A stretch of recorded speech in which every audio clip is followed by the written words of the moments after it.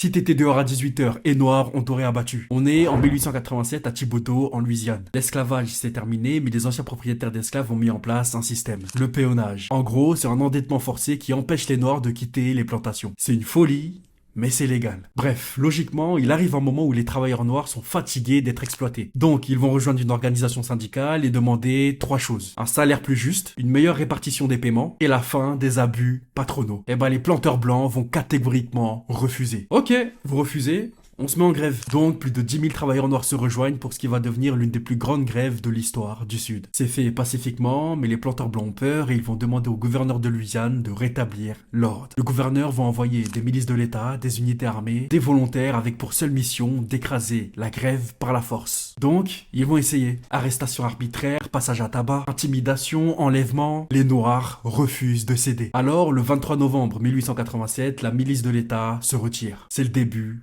des vrais problèmes. Les citoyens blancs vont mettre en place une milice civile et ils vont bloquer tout accès à la ville. Personne n'entre et personne ne sort. À ce moment-là, ils vont imposer un couvre-feu noir. Tout noir aperçu dehors après une certaine heure peut être abattu à vue. C'est maintenant le début de ce que les témoins vont appeler une chasse à l'homme organisée. Ils vont aller de maison en maison, tirer sur tout homme noir suspecté d'être gréviste, exécuter les travailleurs non armés, abattre les personnes qui fuient, tirer dans le dos, forcer des familles à quitter la ville. Tout ça pour plus de 300 morts enterrés dans des fosses communes. Un vrai massacre racial. Après tout ça, les survivants noirs fuient la ville, d'autres sont bannis et la ségrégation s'installe encore plus durement qu'avant.